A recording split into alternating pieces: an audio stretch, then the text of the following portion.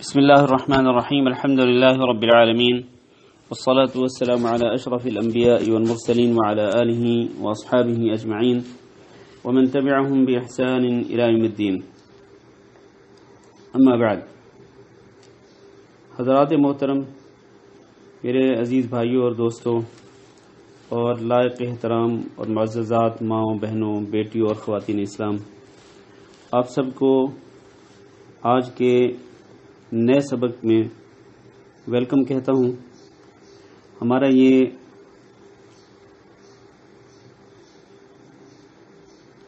آج تیسرا سبق ہے ان اسباق میں سے جو کہ شیخ ابن باز رحمہ اللہ نے اپنی کتاب الدروس المہمہ لعامۃ الامہ میں ذکر کیے ہیں، اور وہ ٹوٹل 18 سبق ہیں، 18 لیسنز ہیں۔ ان میں سے انشاءاللہ آج ہم تیسرا سبق پڑھیں گے۔ اس سے پہلے ہم 2 سبق پڑھ چکے ہیں۔ پہلے سبق میں سورۃ الفاتحہ اور آخری پارے کی 16 صورتیں، اور دوسرے سبق میں ارکان اسلام، اور آج تیسرے سبق میں انشاءاللہ ہم ارکان ایمان پڑھتے ہیں۔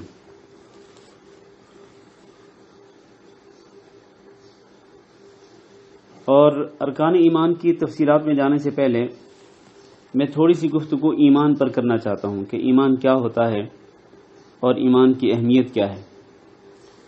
میرے بھائیوں اور دوستو، اللہ رب العزت نے قرآن مجید میں ارشاد فرمایا ہے کہ الذین آمنوا وعملوا الصالحات طوبى لهم وحسن مآب۔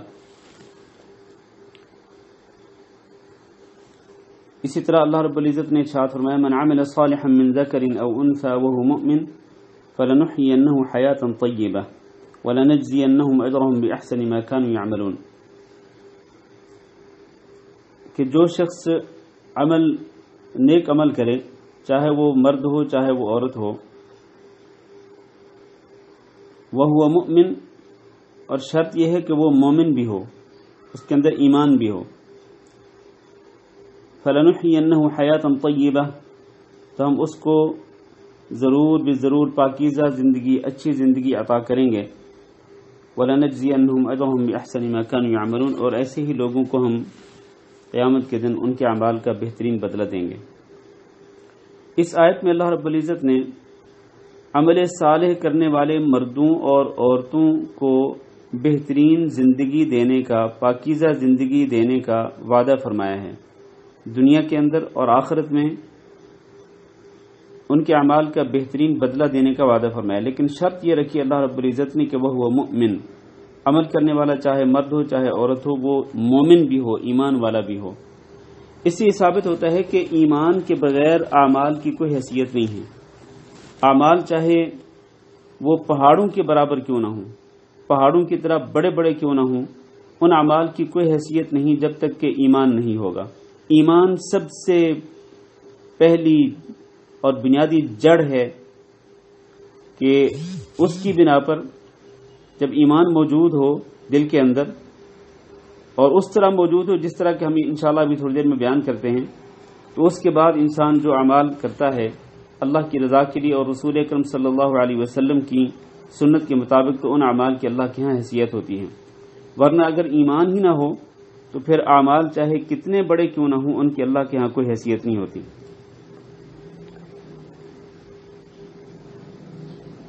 اور ایمان اللہ رب العزت کی بہت بڑی نعمت ہے۔ ایمان اللہ رب العزت کی بہت بڑی نعمت ہے۔ اللہ تعالیٰ جس کو چاہتا ہے یہ نعمت عطا کرتا ہے۔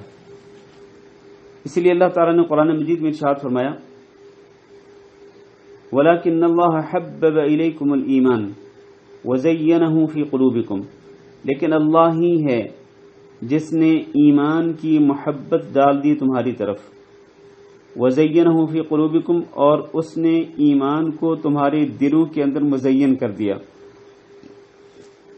تو اللہ تعالیٰ اپنا احسان ذکر فرما رہے ہیں کہ اللہ ہی ہے جس نے تمہاری طرف ایمان کی محبت کو ڈال دیا اور تمہارے دلوں میں ایمان کو مزین کر دیا۔ اور رسول اکرم صلی اللہ علیہ وسلم یہ دعا کیا کرتے تھے اللہم زیننا بزینت الایمان واجعلنا ہداۃ مہتدین، اے اللہ ہمیں ایمان کی زینت کے ساتھ مزین فرما ایمان کی خوبصورتی کے ساتھ ہمیں خوبصورت بنا، وجعلنا ہداۃ مہتدین، اور ہمیں رہنمائی کرنے والا بنا، اس طرح رہنمائی کرنے والا کہ ہم خود بھی ہدایت یافتہ ہوں، ہمیں بھی ہدایت یافتہ بنا اور ہمیں دوسروں کی ہدایت کا ذریعہ بنا۔ تو ایمان بہت بڑی نعمت ہے میرے عزیز بھائیوں اور دوستوں، بہت بڑی دولت ہے، اور میں سمجھتا ہوں کہ ایمان سے بڑی کوئی دولت نہیں ہے، ایمان سب سے بڑی دولت ہے۔ اگر ایمان ہو اور باقی انسان کے پاس کچھ بھی نہ ہو تو انسان کامیاب ہو جاتا ہے دنیا میں بھی اور آخرت میں بھی، اور اگر انسان کے پاس سب کچھ ہو، دنیاوی اعتبار سے سب کچھ ہو لیکن ایمان نہ ہو تو وہ یوں سمجھ لے کہ اس کے پاس کچھ بھی نہیں ہے۔ ایمان سب سے بڑی دولت ہے، اسی لیے اللہ تعالیٰ نے ذکر فرمایا کہ یمنون علیکم ان اسلموا قل لا تمنوا علی اسلامکم بل اللہ یمن علیکم ان ہداکم للایمان، یہ لوگ آپ پر احسان جتلاتے ہیں کہ انہوں نے اسلام قبول کر لیا۔ اللہ فرماتے ہیں قل لا تمنوا علی اسلامکم، تم میرے اوپر احسان نہ جتلاؤ کہ تم نے اسلام قبول کر لیا، بل اللہ یمن علیکم، بلکہ اللہ تعالیٰ کا تم پر احسان ہے، کیا؟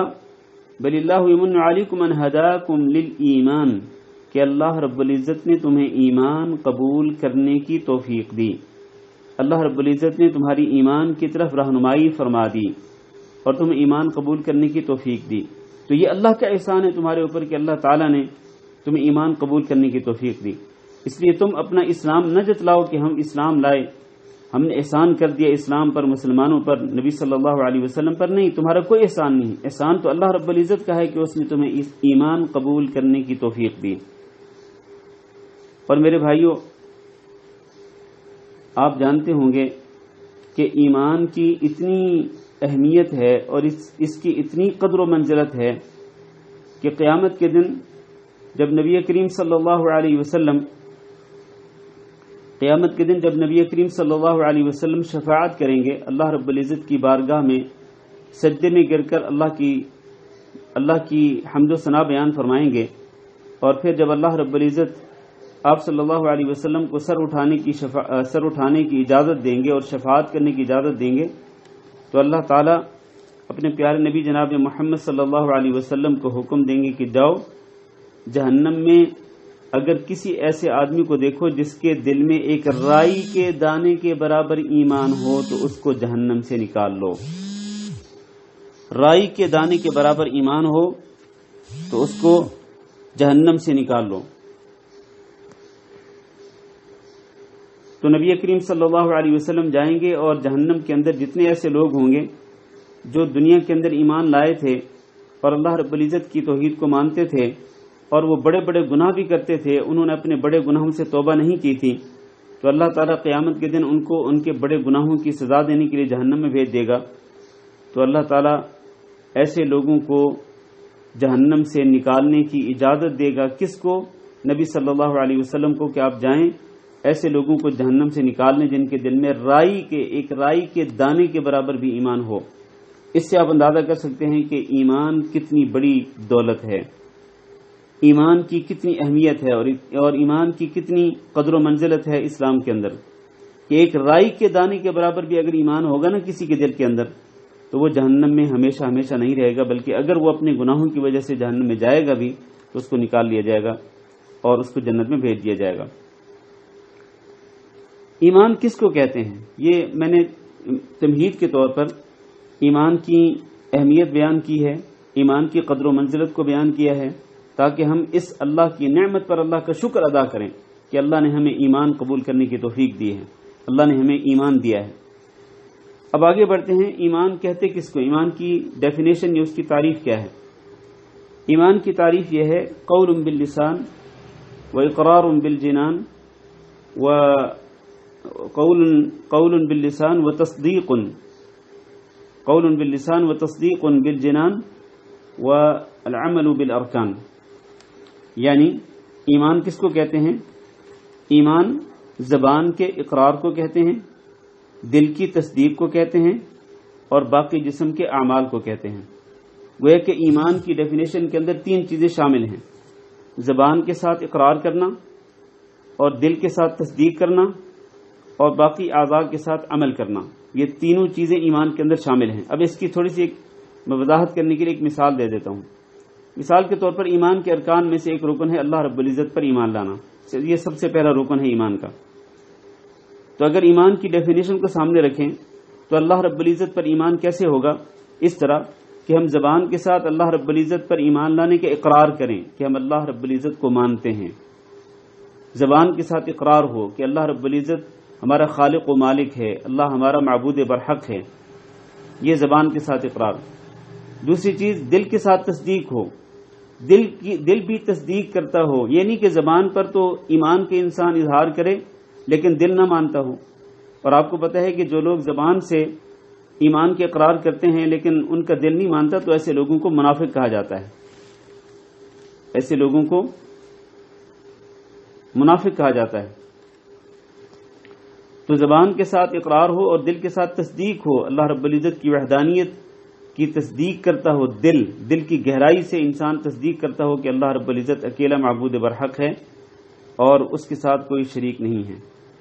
اور پھر تیسری چیز جو اس میں شامل ہے وہ یہ ہے کہ اللہ رب العزت جس پر ہم ایمان لائے ہیں، جس پر ایمان لانے کے اقرار بھی کرتے ہیں اور دل سے تصدیق بھی کرتے ہیں، اللہ نے ہمیں جو احکامات دیے ہیں ان احکامات پہ عمل بھی کریں، اور اللہ رب العزت نے جن چیزوں سے منع کیا ان سے اجتناب اور پرہیز بھی کریں، گویا کہ عمل کرنا بھی ایمان کے اندر شامل ہے۔ تو سب سے پہلے ایمان کی ڈیفینیشن، ایمان کی تعریف اپنے ذہنوں میں بٹھائیں۔ ایمان کس چیز کا نام ہے؟ زبان کے ساتھ اقرار کرنے کا نام، دل کے ساتھ تصدیق کرنے کا نام، اور باقی اعضاء کے ساتھ عمل کرنے کا نام۔ تینوں چیزیں ایمان کے اندر شامل ہیں۔ اور یہاں اس کی میں ذرا مزید وضاحت کرنا چاہتا ہوں کہ عمل جو ہے، اعمال جو ہیں وہ ایمان کے اندر شامل ہیں، اعمال ایمان سے الگ نہیں ہیں، بلکہ ایمان کے لیے ضروری ہے کہ دل کے اقرار کے ساتھ اور زبان کے اقرار کے ساتھ اور دل کی تصدیق کے ساتھ ساتھ انسان اپنے باقی اعضاء کے ساتھ عمل بھی کرے، اس کے بغیر ایمان مکمل ہی نہیں ہوتا۔ اسی لیے آپ قرآن مجید میں دیکھتے ہوں گے، آپ قرآن مجید پڑھتے ہیں تو یقیناً آپ دیکھتے ہوں گے کہ جگہ جگہ پہ اللہ رب العزت نے آمنوا وعملوا الصالحات، آمنوا وعملوا الصالحات، ایمان لائے اور اچھے عمل کیے، ایمان لائے اور اچھے عمل کیے، یہ دونوں چیزیں اللہ تعالیٰ ساتھ ساتھ ذکر کرتے ہیں۔ مثال کے طور پر اللہ نے فرمایا ان الذين آمنوا وعملوا الصالحات واقاموا الصلاة وآتوا الزكاة لهم اجرهم عند ربهم، کہ جو لوگ ایمان لائے اور اچھے عمل کرتے رہے اور نماز پابندی کے ساتھ پڑھتے رہے اور زکوٰۃ ادا کرتے رہے تو ایسے لوگوں کے لیے ان کے رب کے ہاں اجر ہے۔ اسی طرح اللہ نے فرمایا وبشر الذين آمنوا وعملوا الصالحات ان لهم جنات تجری من تحتها الانہار، آپ بشارت دیجیے ان کو جو ایمان لائے اور اچھے اچھے عمل بھی کرتے رہے، ان کے لیے کیا بشارت ہے کہ ان کے لیے جنات ہیں، نہریں ہیں، باغات ہیں جن کے نیچے نہریں چلتی ہیں۔ تو گویا کہ اعمال ایمان کے اندر شامل ہیں، اور اس سے بھی واضح دلیل یہ ہے کہ اللہ تعالیٰ نے سورۃ المؤمنون کے شروع میں ارشاد فرمایا قد افلح المؤمنون، یقیناً کامیابی پا گئے ایمان والے۔ اللہ وہ کون ہیں ایمان والے؟ کیا ایمان والے وہ صرف وہ ہیں جو کہ زبان کے ساتھ اقرار کرتے ہیں اور دل کے ساتھ تصدیق کرتے ہیں، بس وہی ایمان والے ہیں جو کامیابی پا گئے؟ اللہ نے فرمایا نہیں، الذین هم فی صلاتهم خاشعون، ایمان والے وہ ہوتے ہیں جو اپنی نماز کے اندر خشوع اختیار کرتے ہیں۔ نماز کے اندر خشوع اختیار کرنا یہ ایک عمل ہے اور یہ ایمان کے اندر شامل ہے۔ والذین هم عن اللغو معرضون، اور ایمان والے وہ ہوتے ہیں جو کامیابی پا گئے کہ جو لغو سے، بےہودہ چیز سے، بےہودہ کام سے اعراض کرتے ہیں۔ والذین هم للزکاة فاعلون، اور وہ زکوٰۃ بھی ادا کرتے ہیں۔ والذین هم لفروجهم حافظون، اور وہ اپنی شرمگاہوں کی حفاظت بھی کرتے ہیں۔ آگے فرمایا والذین هم لاماناتهم وعهدهم راعون، وہ اپنی امانتوں اور اپنے عہد و پیمان کی بھی حفاظت کرتے ہیں، پاس کرتے ہیں اپنے عہد و پیمان کا۔ پھر فرمایا والذین هم علی صلواتهم یحافظون، مومن وہ ہوتے ہیں، ایمان والے وہ ہوتے ہیں جو اپنی نمازوں پر ہمیشہ حفاظت کرتے ہیں۔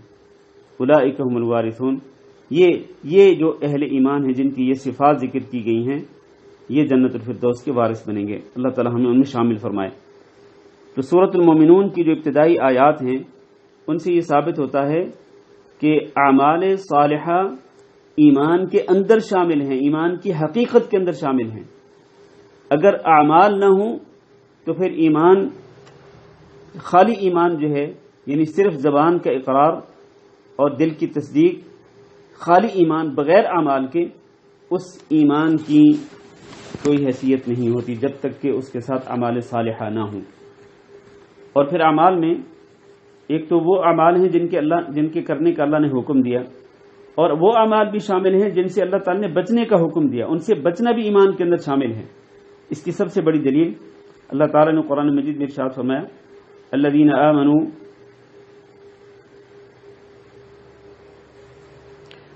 آمنوا ولم يلبسوا ایمانهم بظلم اولئک لهم الامن وهم مهتدون، جو ایمان لائے اور انہوں نے اپنے ایمان کے ساتھ ظلم کی ملاوٹ نہیں کی۔ یہاں ظلم سے مراد شرک ہے۔ ایمان لائے اور ایمان کے ساتھ ظلم کی ملاوٹ نہیں کی، یعنی شرک نہیں کیا، اولئک لهم الامن وهم مهتدون، ایسے ہی لوگ ہیں جن کے لیے امن ہے اور ایسے ہی لوگ ہدایت یافتہ ہیں۔ اس آیت سے یہ ثابت ہوتا ہے کہ ایمان کے اندر شامل ہے شرک سے اجتناب کرنا، شرک سے بچنا اور پرہیز کرنا، شرک سے اپنے دامن کو بچانا، یہ ایمان کے اندر شامل ہے۔ جیسے کہ نماز پڑھنا ایمان کے اندر شامل ہے، زکوٰۃ دینا ایمان کے اندر شامل ہے، رمضان کے روزے رکھنا ایمان کے اندر شامل ہے، نماز کے اندر خشوع اختیار کرنا ایمان کے اندر شامل ہے، اپنی شرمگاہوں کی حفاظت کرنا ایمان کے اندر شامل ہے۔ بالکل اسی طرح سے شرک سے اجتناب کرنا اور اللہ تعالیٰ کی جتنی نافرمانیاں ہیں، تمام کی تمام نافرمانیوں سے، برائیوں سے، گناہوں سے، معاصی سے پرہیز اور اجتناب کرنا بھی ایمان کے اندر شامل ہے۔ خلاصہ کیا نکلا؟ خلاصہ یہ نکلا کہ ایمان 3 چیزوں کا نام ہے: قول باللسان، زبان کے ساتھ اقرار، اور تصدیق بالجنان، دل کے ساتھ تصدیق، وعمل بالارکان، اور تیسری چیز ہے اعضاء کے ساتھ عمل کرنا۔ اور اس کے میں نے مختلف دلائل ذکر کر دی ہیں آپ کے سامنے کہ اعمال بھی ایمان کے اندر شامل ہیں۔ چلیں آگے چلتے ہیں۔ ایمان کے کچھ شعبے ہیں۔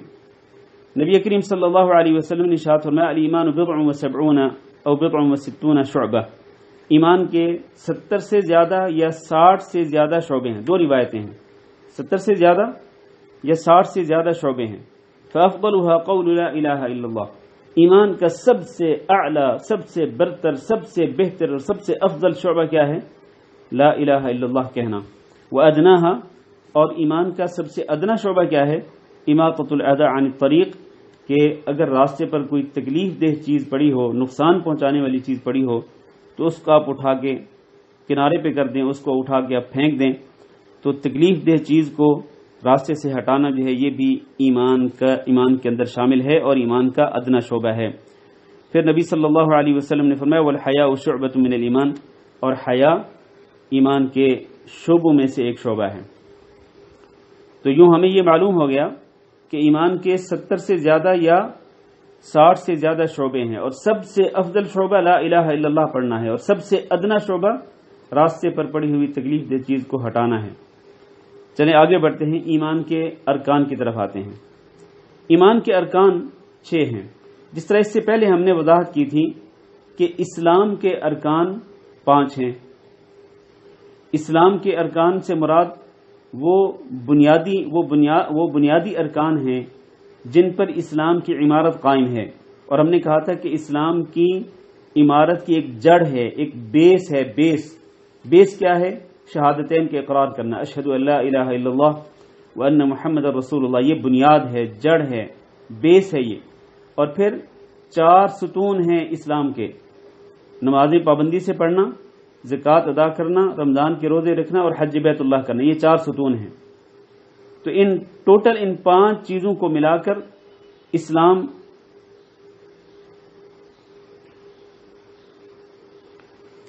ان 4 چیزوں کو ملا کر 5 چیزوں کو ملا کر اسلام کے ارکان ہمارے سامنے آتے ہیں۔ تو ایمان کے ارکان کیا ہوں گے؟ میرے بھائیو، ایمان کے ارکان وہ ہیں کہ جن پر ایمان کی عمارت قائم ہے۔ یہ ایمان کے پلرز ہیں، ایمان کے ستون ہیں، اور ان کا اللہ تعالیٰ نے قرآن مجید کے اندر ذکر فرمایا ہے۔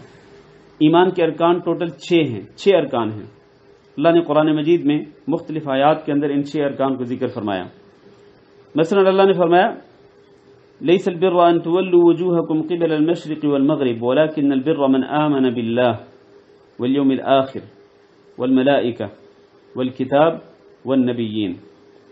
نیکی کیا ہے کہ اللہ پر ایمان لانا اور اس کے فرشتوں پر ایمان لانا اور اس کی کتابوں پر ایمان لانا اور اس کے رسولوں پر ایمان لانا اور آخرت کے دن پر ایمان لانا. من آمن باللہ وملائکتہ والکتاب والنبیین. یہاں اس آیت کے اندر آخرت کا ذکر نہیں ہے. 4 ارکان ہیں: اللہ پر ایمان لانا، اس کے فرشتوں پر ایمان لانا، اس کی کتابوں پر ایمان لانا اور اس کے نبیوں پر ایمان لانا. ایک اور آیت ہے سورۃ البقرہ کی، جو آخری 2 آیتیں ہیں ان میں سے جو پہلی آیت ہے اس کے اندر اللہ نے 5 ارکان ذکر فرمائے. اگر آپ کو سورۃ البقرہ کی آخری 2 آیتیں یاد ہیں تو اللہ نے فرمایا آمن الرسول بما انزل الیہ من ربہ والمؤمنون کل آمن باللہ، یہ پہلا رکن، وملائکتہ دوسرا رکن، وکتبہ تیسرا رکن، کل آمن باللہ وملائکتہ وکتبہ ورسلہ چوتھا رکن، والیوم الآخر یہ 5واں رکن. کل آمن باللہ وملائکتہ وکتبہ ورسلہ لا نفرق بین احد من رسلہ. یہاں پر بھی 4 ارکان ذکر کیے گئے ہیں. کل آمن باللہ وملائکتہ وکتبہ ورسلہ لا نفرق بین احد من رسلہ.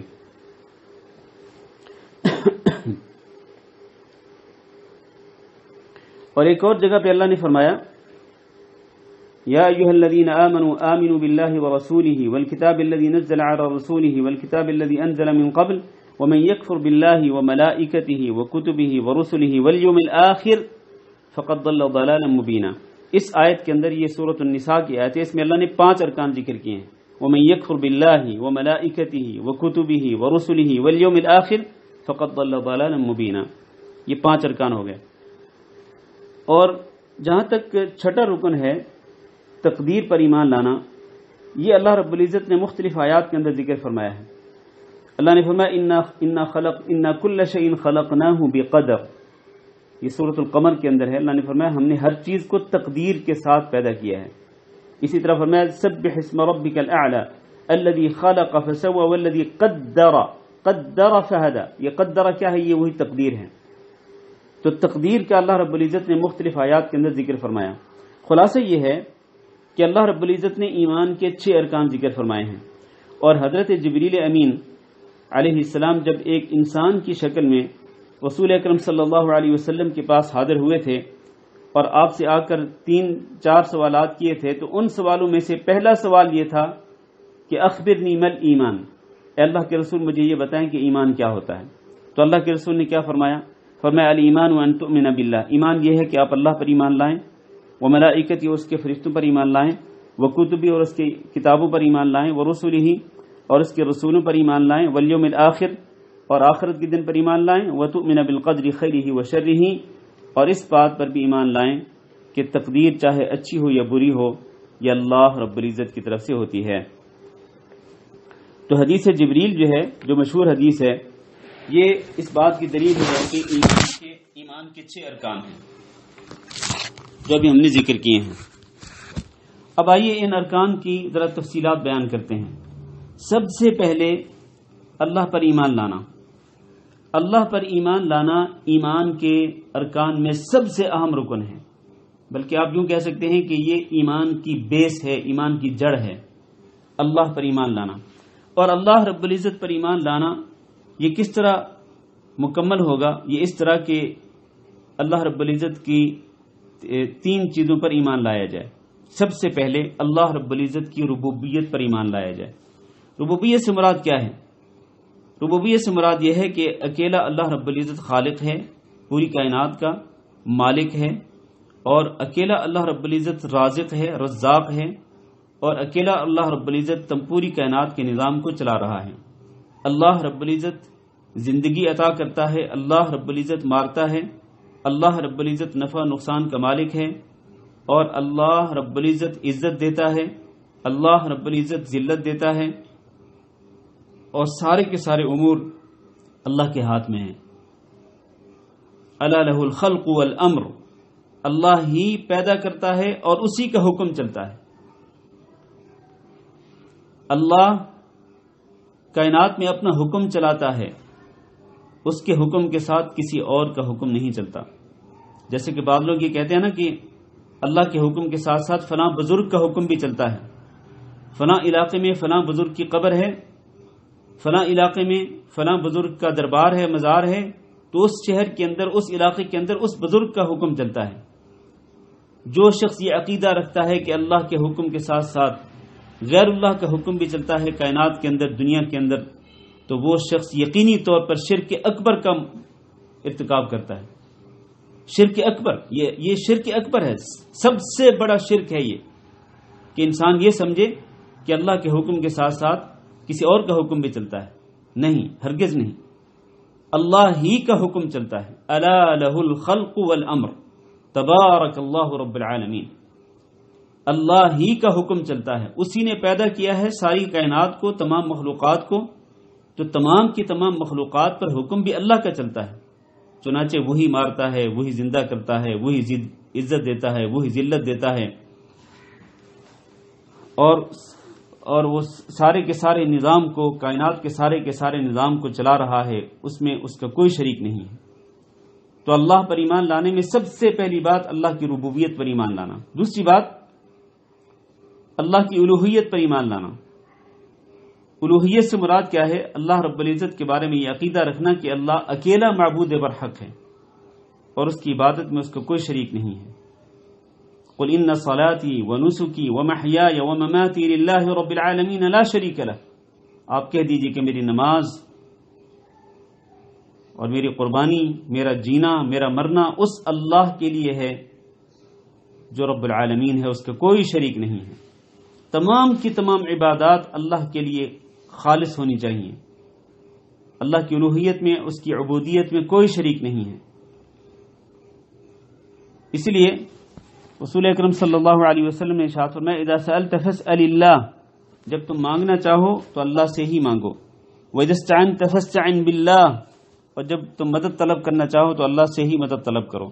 واعلم، اور اس بات پر یقین کر لو، ان الامة لو اجتمعت على ان ينفعوك بشيء، کہ اگر پوری امت مل کر آپ کو کوئی نفع پہنچانا چاہے، لم ينفعوك الا بشيء قد كتبه الله لك، تو وہ سارے کے سارے مل کر آپ کو اتنا ہی نفع پہنچا سکیں گے جتنا اللہ نے لکھا ہے۔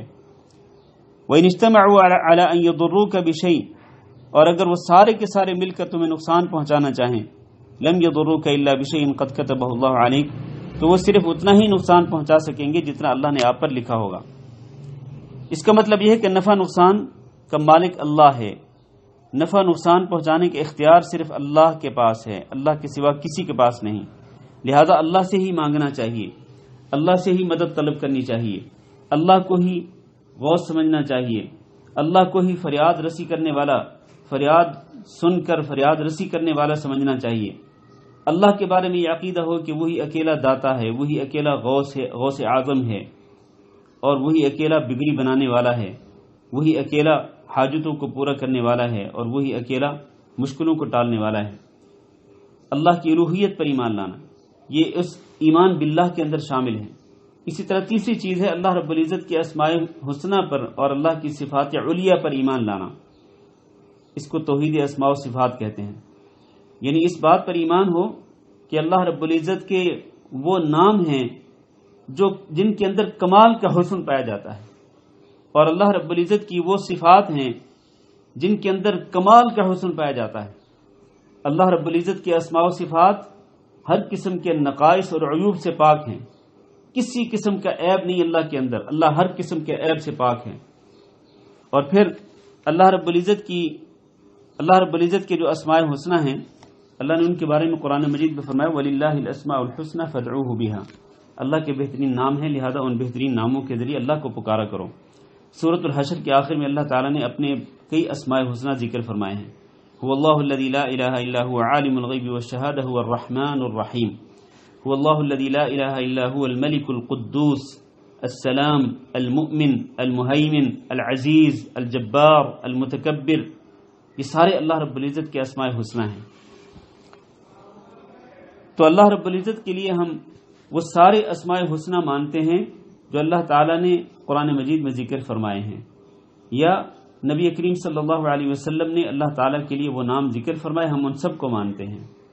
اسی طرح اللہ تعالیٰ کی صفات علیہ ہیں، ہم تمام کی تمام صفات علیہ پر ایمان لاتے ہیں، اور اس طرح ایمان لاتے ہیں کہ اللہ رب العزت کی صفات مخلوق کی صفات کے ساتھ متشابہ نہیں ہیں، یعنی اللہ رب العزت کی صفات اور مخلوق کی صفات کے درمیان کوئی مشابہت نہیں پائی جاتی، مماثلت نہیں پائی جاتی۔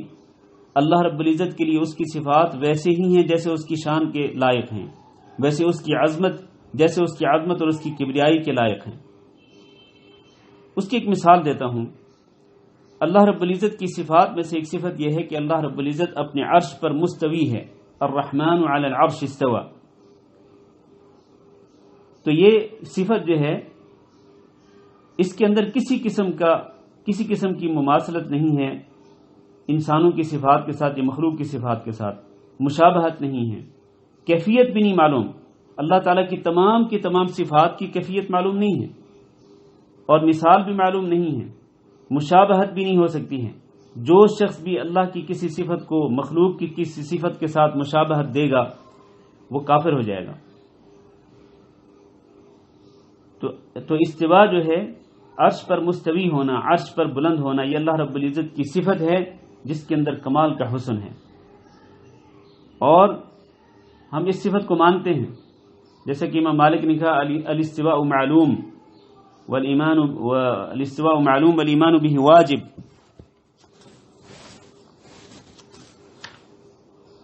الاستواء معلوم والکیف مجہول، کہ استواء کا معنی معلوم ہے لیکن اس کی کیفیت نہ معلوم ہے، کیفیت نہیں جانتے ہم، اور اس پر ایمان لانا واجب ہے، اور اس کی کیفیت کے بارے میں سوال کرنا بھی بدعت ہے۔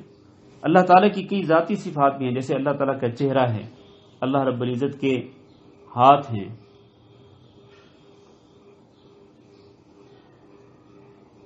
اللہ رب العزت کی کچھ فعلی صفات بھی ہیں، جیسے اللہ رب العزت کا آنا۔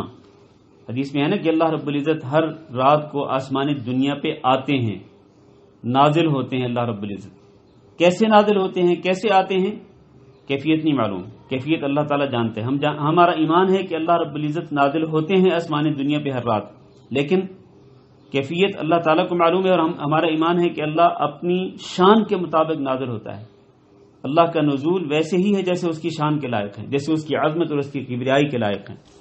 اللہ کا ہنسنا، اللہ کا خوش ہونا، اللہ کا غضبناک ہونا، ناراض ہونا، پسند کرنا، ناپسند کرنا، راضی ہونا، انتقام لینا، یہ ساری اللہ تعالیٰ کی فعلی صفات ہیں۔ تو اللہ تعالیٰ کی تمام صفات پر ہم ایمان لاتے ہیں۔ کس طرح ایمان لاتے ہیں کہ ہم اللہ تعالیٰ کی صفات کو مخلوق کی صفات کے ساتھ مشابہت نہیں دیتے، مثال نہیں بیان کر سکتے، کیفیت نہیں بیان کر سکتے، ہم ویسے ہی مانتے ہیں جیسے اللہ نے ذکر فرمایا یا اللہ کے رسول نے ذکر فرمایا۔ خلاصہ یہ ہے ایمان کے پہلے رکن کا کہ اللہ رب العزت پر ایمان لانا اس وقت تک مکمل نہیں ہوگا جب تک ہم تین باتوں پہ ایمان نہیں لائیں گے۔ اللہ کی ربوبیت پہ ایمان لائیں، دوسری بات اللہ کی الوہیت پہ ایمان لائیں، اور تیسری بات اللہ رب العزت کے اسماء و صفات پہ ایمان لائیں۔ آگے بڑھتے ہیں۔ دوسرا رکن اللہ کے فرشتوں پر ایمان لانا۔ فرشتوں پر ایمان لانے سے مراد کیا ہے؟ اس سے مراد یہ ہے کہ ہم اس بات پر یقین رکھیں، دل سے اقرار کریں، زبان سے اقرار کریں اور دل سے تصدیق کریں کہ فرشتے جو ہیں یہ اللہ رب العزت کی نورانی مخلوق ہیں، اور یہ اللہ رب العزت کے مکرم بندے ہیں، بل عباد مکرمون۔ اللہ نے قرآن مجید میں فرمایا کہ یہ فرشتے بندے ہیں، اللہ کے بندے ہیں، بندگی کرنے والے ہیں، مکرمون بڑے ہی لائق تکریم ہیں، عزت والے ہیں۔ اور یہ فرشتے ایسے ہیں کہ لا یعصون اللہ ما امرهم ویفعلون ما یؤمرون، یہ اللہ رب العزت کی نافرمانی کبھی نہیں کرتے بلکہ وہ کرتے ہیں جس کا اللہ ان کو حکم دیتا ہے۔ یسبحون اللیل والنہار لا یفترون، یہ فرشتے وہ ہیں کہ جو رات دن اللہ کی تسبیح بیان کرتے رہتے ہیں اور کبھی اللہ کی تسبیح سے اکتاتے بھی نہیں ہیں۔ یہ فرشتے ایسے ہیں کہ جن کے بارے میں اللہ کے رسول صلی اللہ علیہ وسلم نے فرمایا کہ خلقت الملائکۃ من نور، یہ فرشتے نور سے پیدا کیے گئے ہیں۔ اور ان کے پر بھی ہوتے ہیں. اللہ نے فرمایا جاعل الملائکۃ رسلا اولی اجنحۃ مثنى وثلاث ورباع. اللہ نے ایسے فرشتے بنائے ہیں، فرشتوں کو اللہ تعالی نے پیامبر بنایا ہے کہ جن کے پر ہیں، 2 پروں والے بھی ہیں، 3 پروں والے بھی ہیں، 4 پروں والے بھی ہیں. حتیٰ کہ حضرت عبداللہ بن مسعود رضی اللہ تعالیٰ عنہ بیان کرتے ہیں کہ رسول اکرم صلی اللہ علیہ وسلم نے حضرت جبریل علیہ السلام کو دیکھا تو ان کے 600 پر تھے، 600 پر. اللہ اکبر. اور یہ فرشتے کتنی بڑی مخلوق ہیں، ان کی عظمت کا اندازہ آپ اس بات سے لگا سکتے ہیں کہ رسول اکرم صلی اللہ علیہ وسلم نے فرمایا کہ مجھے اجازت دی گئی ہے کہ میں عرش کو اٹھانے والے فرشتوں میں سے ایک فرشتے کے بارے میں بتاؤں. آپ کو پتہ ہے کہ کچھ فرشتے ایسے ہیں جن کی ڈیوٹی ہے کہ انہوں نے عرش کو اٹھایا ہوا ہے. وَيَحْمِلُ عَرْشَ رَبِّكَ فَوْقَهُمْ يَوْمَئِذٍ ثَمَانِيَةٌ. 8 فرشتوں نے قیامت کے دن عرش باری تعالیٰ کو اٹھایا ہوا ہوگا. تو اللہ کے رسول فرماتے ہیں کہ عرش باری تعالیٰ کو اٹھانے والے فرشتوں میں سے ایک فرشتے کے بارے میں مجھے بات کرنے کی اجازت دی گئی ہے. تو وہ فرشتے کیسے ہیں، وہ فرشتہ کیسا ہے؟ فرمایا انما بین شحمت اذنہ الی عاتقہ مسیرۃ 700 عام. اللہ اکبر. وہ فرشتہ اتنی بڑی مخلوق ہے، اللہ کی اتنی بڑی مخلوق ہے جس نے عرش کو اٹھایا ہوا ہے کہ اس کے کان کی لو سے لے کر اس کے کندھے تک کا جو فاصلہ ہے وہ اتنا لمبا فاصلہ ہے کہ جو 700 سالوں میں طے ہو سکتا ہے. صرف کان کی لو سے لے کر، یعنی کان کے ایک کنارے سے لے کر کندھے تک کتنی مسافت ہے، کتنی دوری ہے؟ اتنی دوری ہے کہ وہ دوری 700 سالوں کے اندر طے ہو سکتی ہے. اس سے آپ اندازہ کر سکتے ہیں کہ فرشتے کتنی بڑی مخلوق ہیں. اور فرشتوں کی تعداد کا بھی اللہ کو علم ہے. ہم نہیں جانتے کہ فرشتوں کی تعداد کتنی ہے. تعداد کا اندازہ آپ اس بات سے لگا سکتے ہیں کہ اللہ نے قرآن مجید میں فرمایا وَمَا يَعْلَمُ جُنُودَ رَبِّكَ إِلَّا هُوَ. اللہ کے لشکروں کو تو اللہ ہی جانتا ہے، اللہ کے سوا کوئی نہیں جانتا. نبی کریم صلی اللہ علیہ وسلم جب معراج پر تشریف لے گئے اور آپ نے البیت المعمور کو دیکھا تو حضرت جبریل نے نبی صلی اللہ علیہ وسلم کو بتایا کہ یہ البیت المعمور وہ ہے جس میں روزانہ 70,000 فرشتے داخل ہوتے ہیں، اور پھر جب وہ نکلتے ہیں تو قیامت تک ان 70,000 فرشتوں کی باری نہیں آئے گی. یعنی روزانہ 70,000 فرشتے اس البیت المعمور میں داخل ہوتے ہیں اور قیامت تک ان کی پھر باری نہیں آنے والی.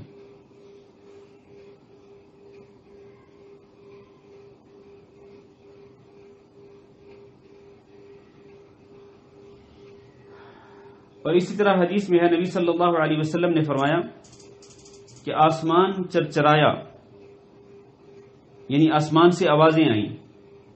کیوں؟ اس کی وجہ کیا؟ وجہ یہ ہے کہ ما فیہا موضع 4 اصابع الا وملک واضع جبہتہ ساجدا للہ.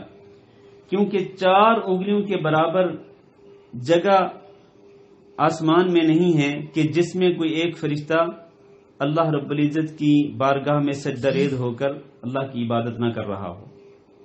یعنی 4 انگلیوں کے برابر جگہ بھی خالی نہیں ہے. میرے بھائیو، یہ فرشتوں کی تعداد کے بارے میں نے مختلف چیزیں بیان کی ہیں کہ فرشتوں کی تعداد صرف اللہ تعالیٰ ہی جانتے ہیں. فرشتوں کے وظائف کیا ہیں، ان کی ذمہ داریاں کیا ہیں؟ فرشتوں کی مختلف ذمہ داریاں ہیں. ان میں سے ایک فرشتے کی ذمہ داری وحی نازل کرنا، جبریل امین. اور اسی طرح کچھ فرشتوں کی ذمہ داری جو ہے وہ روح قبض کرنا ہے، ملک الموت. اس کا نام عزرائیل رکھنا درست نہیں ہے. کتاب و سنت کے اندر ملک الموت کا نام عزرائیل نہیں ذکر کیا گیا، یہ لوگ اپنی طرف سے بیان کرتے ہیں. قل یتوفاکم ملک الموت، آپ کہہ دیجئے کہ تمہیں فوت کرتا ہے موت کا فرشتہ. تو موت کے فرشتے اللہ تعالیٰ نے مقرر کر رکھے ہیں کہ جو لوگوں کی روحوں کو قبض کرتے ہیں. اسی طرح انسانوں کی حفاظت کی ذمہ داری بھی فرشتوں کی ذمہ داریوں کے اندر شامل ہے. وَلَهُ مُعَقِّبَاتٌ مِّن بَيْنِ يَدَيْهِ وَمِن خَلْفِهِ.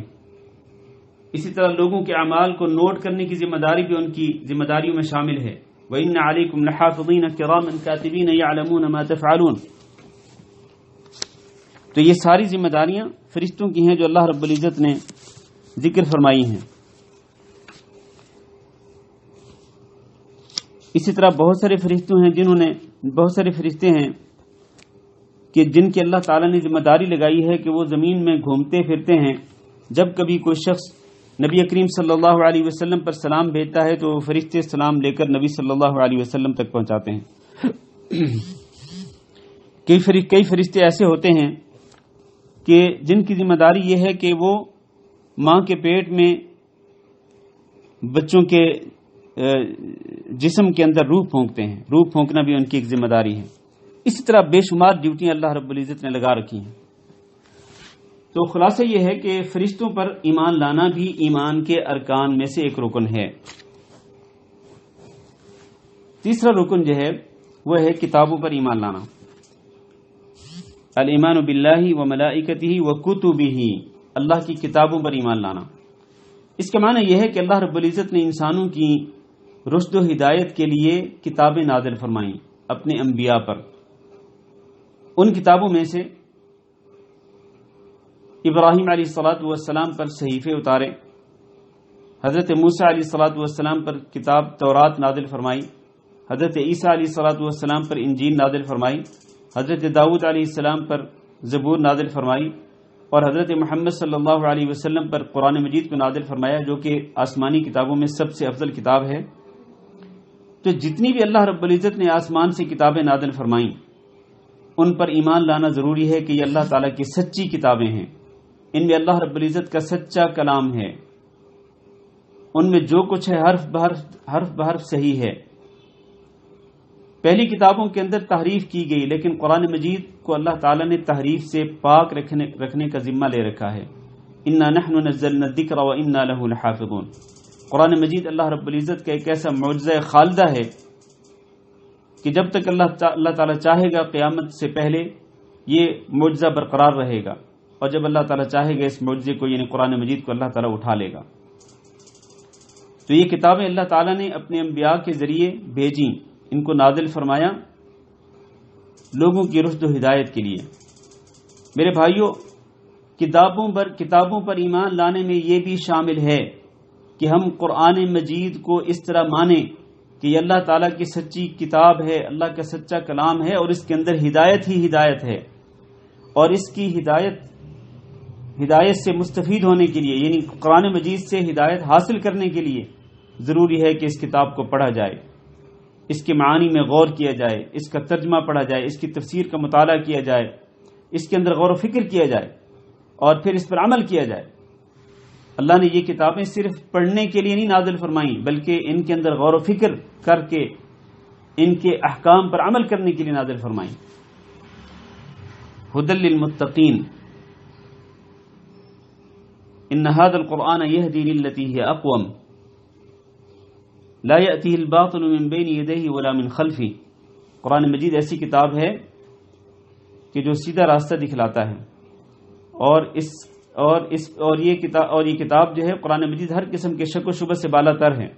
لا يأتيه الباطل من بين يديه ولا من خلفه، باطل کی آمیزش سے پاک ہے.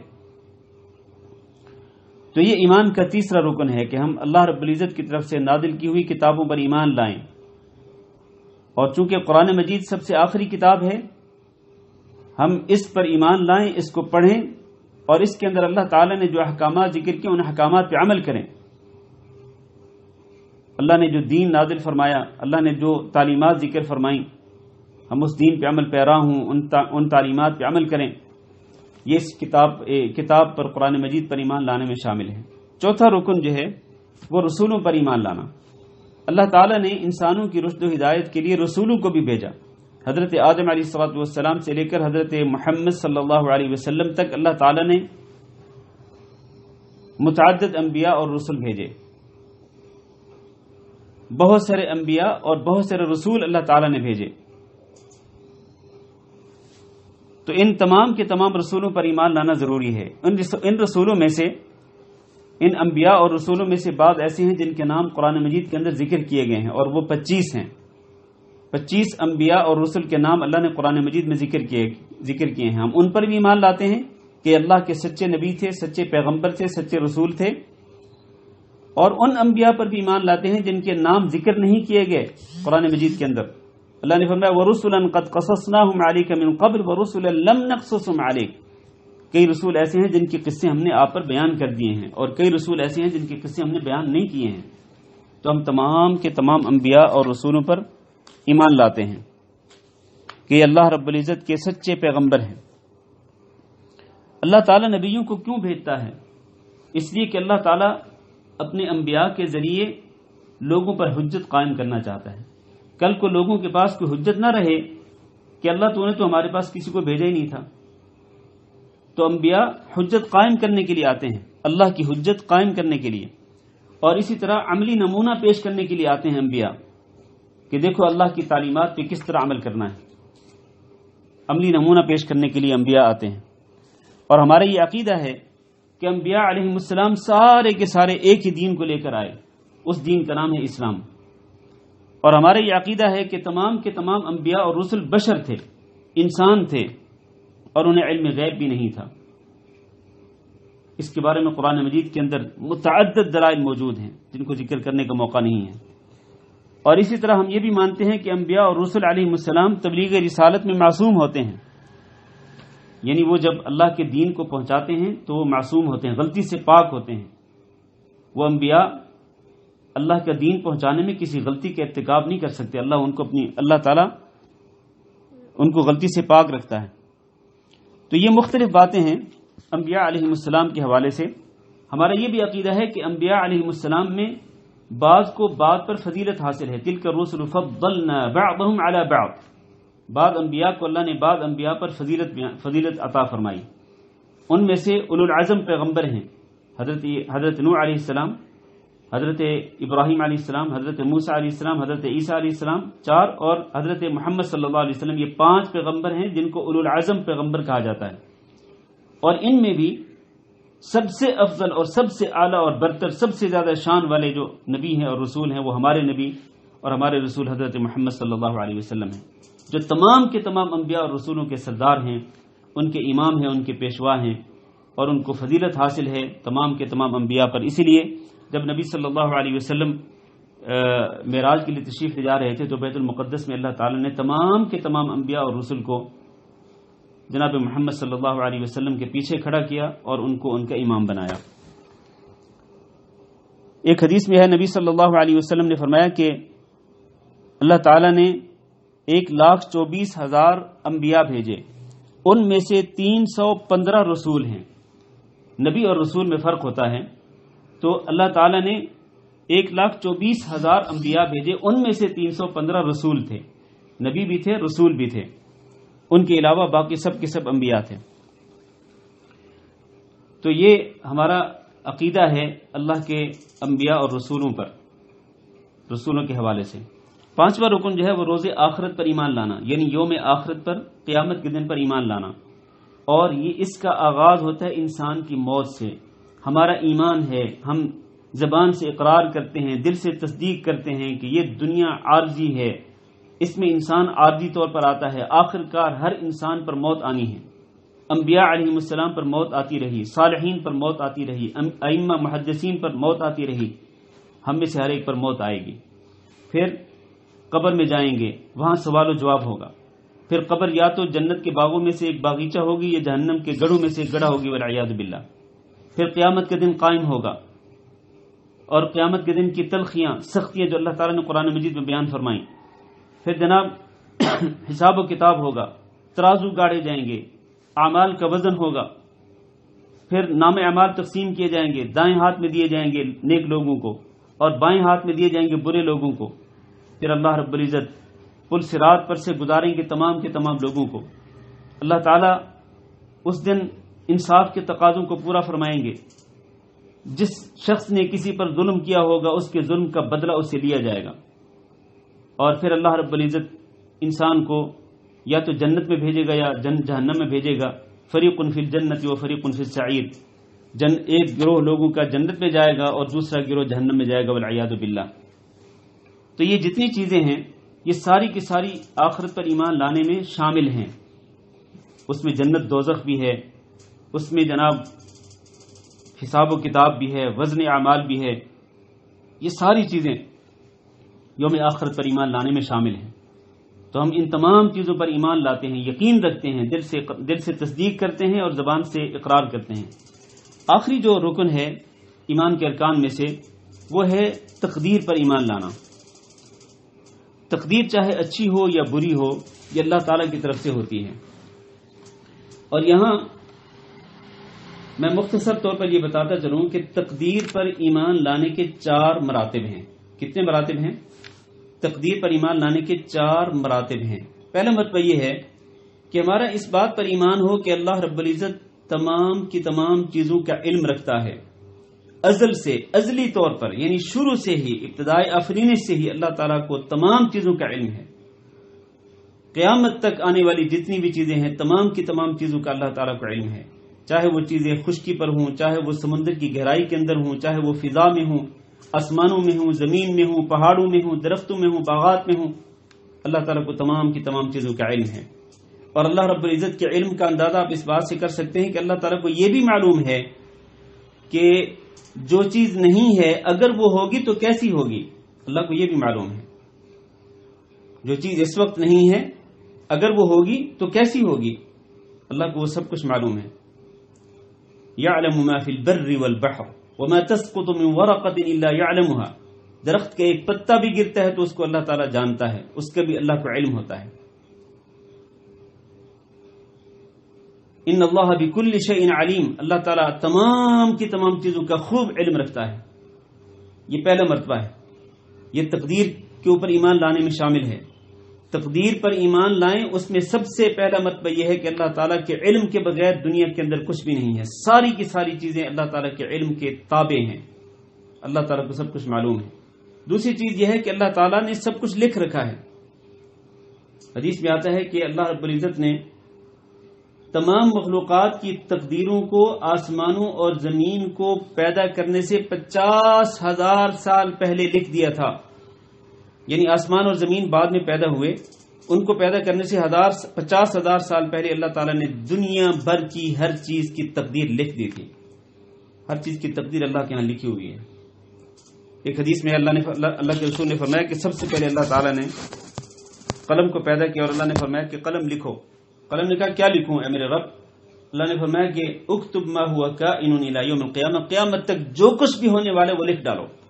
چنانچہ قلم نے اللہ کے حکم کے مطابق سب کچھ لکھ ڈالا، جو کچھ بھی دنیا میں ہونے والا تھا قیامت کے دن آنے تک۔ تو یہ دوسرا مرتبہ ہے۔ پہلا مرتبہ ہے اللہ رب العزت کا علم، اور دوسرا مرتبہ ہے کہ اللہ تعالیٰ نے سب کچھ لکھ رکھا ہے، کتابت۔ اور تیسرا مرتبہ ہے مشیت۔ اللہ رب العزت کی مشیت کے بغیر کائنات میں کچھ بھی نہیں ہوتا، یہ تقدیر ہے۔ اللہ کی مرضی کے بغیر کچھ بھی نہیں ہوتا، کچھ بھی، ایک درخت کا پتا بھی نہیں ہل سکتا اللہ کی مشیت کے بغیر۔ زمین پر، آسمان پر، زمین و آسمان کے درمیان، سمندر کی گہرائی میں، خشکی پر، پانی میں، درختوں میں، نباتات میں، حیوانات میں، جن و انس میں کچھ بھی نہیں ہوتا جب تک کہ اللہ رب العزت کی مشیت نہ ہو، جب تک کہ اللہ تعالیٰ نہ چاہے۔ وما تشاءون الا ان یشاء اللہ، تم تو کچھ چاہ بھی نہیں سکتے ہو جب تک کہ اللہ تعالیٰ نہ چاہے۔ گویا کہ ہمارا چاہنا بھی اللہ کی مشیت کے تابع ہے۔ اللہ چاہے گا تو ہم بھی چاہیں گے، اللہ چاہے گا تو ہم کسی چیز کا سوچیں گے، ہم کسی چیز کا ارادہ کریں گے۔ یہ مشیت ہے۔ اللہ کی مشیت کے بغیر کائنات بھر میں، دنیا بھر میں کچھ بھی نہیں ہوتا۔ اور آخری مرتبہ جو تقدیر کے مراتب میں سے ہے وہ ہے خلق، کہ سب کچھ اللہ تعالیٰ نے پیدا کیا ہے، سب کچھ اللہ تعالیٰ نے پیدا کیا ہے، حتیٰ کہ ہمارے اعمال جو ہیں وہ بھی اللہ تعالیٰ کی مخلوق ہیں۔ اللہ نے فرمایا واللہ خلقکم وما تعملون، اللہ تعالیٰ نے تمہیں بھی پیدا کیا اور جو تم عمل کرتے ہو وہ بھی اللہ تعالیٰ کی مخلوق ہیں۔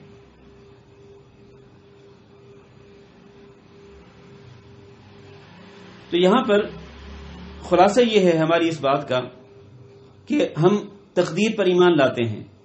تقدیر جیسی بھی ہو، اچھی ہو بری ہو، وہ اللہ تعالیٰ کی طرف سے ہوتی ہے۔ اللہ تعالیٰ تمام چیزوں کا علم رکھتا ہے، اللہ نے سب کچھ لکھ رکھا ہے، جیسے لکھ رکھا ہے ویسے ہی ہوتا ہے، اور اللہ تعالیٰ کی مشیت کے مطابق ہوتا ہے۔ اور اللہ تعالیٰ ہی پوری کائنات کا خالق و مالک ہے، اور اللہ تعالیٰ ہی تمام چیزوں کو پیدا کرتا ہے، اللہ تعالیٰ ہی خالق و مالک ہے۔ یہاں یہ بات بتاتا چلوں کہ تقدیر جو ہے یہ اللہ رب العزت کا راز ہے۔ اللہ نے لکھ رکھا ہے کہ کس انسان نے، اللہ نے اپنے علم کے مطابق لکھ رکھا ہے کہ کون سا انسان جنت میں جائے گا اور کون سا انسان جہنم میں جائے گا۔ اب یہاں کوئی بندہ یہ کہہ سکتا ہے کہ ہم اللہ کی تقدیر پر انحصار کر کے، ڈیپینڈ کر کے ہم بیٹھ کیوں نہ جائیں گھر کے اندر، کہ اگر اللہ تعالیٰ نے ہمارے لیے جنت لکھی ہوگی تو ہم نے جنت میں ہی جانا ہے، اور اگر اللہ تعالیٰ نے ہمیں جہنم کے لیے پیدا کی تو ہم نے جہنم ہی جانا ہے، تو پھر اس لیے گھر سے باہر نکل کر یا گھر میں رہ کر کوئی عمل کرنے کی ضرورت ہی نہیں ہے، بس اللہ کی تقدیر پہ ڈیپینڈ کر کے، اس پہ انحصار کر کے آپ بیٹھے رہیں، ہاتھ پہ ہاتھ دھر کے بیٹھے رہیں۔ نہیں میرے بھائیوں، رسول اکرم صلی اللہ علیہ وسلم کی ایک حدیث ذرا سماعت فرمائیے۔ آپ نے فرمایا ما منکم من احد الا وقد كتب مقعده من النار ومقعده من الجنہ، تم میں سے ہر ایک کا ٹھکانہ جہنم میں بھی لکھ دیا گیا اور اس کا ٹھکانہ جنت میں بھی لکھ دیا گیا۔ قالوا یا رسول اللہ، تو صحابہ کرام کہنے لگے اللہ کے رسول، اگر ایسی بات ہے کہ ہم میں سے ہر شخص کے بارے میں اللہ نے لکھ دیا ہے کہ فلاں شخص کا ٹھکانہ جنت ہے اور فلاں شخص کا ٹھکانہ جہنم ہے، اگر ایسی بات ہے تو پھر ہم اسی پر بھروسہ کر کے کیوں نہ بیٹھ جائیں، پھر کیوں ہم عمل کیوں کریں، ہم عمل چھوڑ دیں پھر۔ تو اللہ کے رسول نے فرمایا نہیں، اعملوا، تم عمل کرو، فکل میسر لما خلق له، ہر ایک کو اس عمل کی توفیق دی جائے گی جس کے لیے وہ پیدا کیا گیا ہے۔ اما من کان من اہل السعادہ، جو شخص خوش نصیب ہوگا اس کو جنت والے اعمال کی توفیق دی جائے گی، اور جو شخص بد نصیب ہوگا اس کو جہنم والے اعمال کی توفیق دی جائے گی۔ تو اس لیے میرے عزیز بھائی اور دوستو، یہ تقدیر اللہ رب العزت کا راز ہے۔ بعض لوگ یہ کہتے ہیں جب وہ گناہ کرتے ہیں نا، جی میری اس بات کو توجہ سے سنیے گا، بعض لوگ جب گناہ کرتے ہیں تو کہتے ہیں جی، ان کو کہا جاتا ہے نا کہ آپ نے گناہ کیوں کیا، تو کہتے ہیں جی ہم کیا کرتے ہیں، ہماری تقدیر میں لکھا ہوا تھا۔ اللہ اکبر، بھی آپ کو کیا پتا تھا کہ آپ کی تقدیر میں یہ گناہ لکھا ہوا ہے؟ گناہ کرنے سے پہلے آپ کو علم تھا کہ آپ کی تقدیر کے اندر یہ گناہ لکھا ہوا ہے؟ یقیناً اس کا جواب یہ ہوگا کہ نہیں، مجھے تو علم نہیں تھا۔ تو بھائی آپ کو جب علم نہیں تھا تو پھر اس کا مطلب یہ ہے کہ آپ نے گناہ اپنی مرضی سے کیا ہے، اپنے اختیار کے ساتھ کیا ہے، لہذا جب آپ نے اپنی مرضی سے گناہ کیا ہے تو پھر آپ کو اس کی سزا بھی بھگتنی پڑے گی۔ اگر آپ توبہ نہیں کرتے، اگر آپ معافی نہیں مانگتے اللہ تعالیٰ سے، تو پھر آپ اس گناہ کی سزا پانے کے لیے بھی تیار ہو جائیں۔ پھر بندہ یہ نہ کہے جی میں گناہ کیسے نہ کرتا جبکہ میری تقدیر میں لکھا ہوا تھا۔ تو گناہ کر کے انسان اللہ کی تقدیر کو حجت نہیں بنا سکتا کہ میری تقدیر میں یہ لکھا ہوا تھا۔ ہاں، مصیبتوں کے اندر تقدیر کو حجت بنایا جائے گا کہ جب کوئی مصیبت آئے گی تو یہی کہا جائے گا کہ بس میری تقدیر میں یہ لکھا ہوا تھا۔ کوئی آزمائش آئے گی تو یہی کہا جائے گا کہ اللہ نے میری تقدیر میں یہ آزمائش لکھی ہوئی تھی، میری قسمت میں یہ لکھی ہوئی تھی۔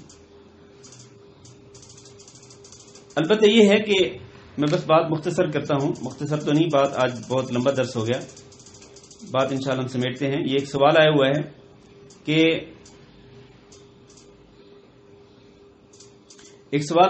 کہ تقدیر جو ہے وہ دعا سے تبدیل ہوتی ہے، تبدیل ہو سکتی ہے۔ دیکھیں، تقدیر دو قسم کی ہوتی ہے، ایک تقدیر وہ ہوتی ہے کہ جو تبدیل نہیں ہوتی، اور ایک تقدیر معلق ہوتی ہے، ایک تقدیر مبرم ہوتی ہے جس میں کسی قسم کی تبدیلی نہیں ہو سکتی، اور ایک تقدیر معلق ہوتی ہے جس کے اندر تبدیلی ہو سکتی ہے، اللہ تعالیٰ نے اس کے اندر تبدیلی کا سبب بھی تقدیر کے اندر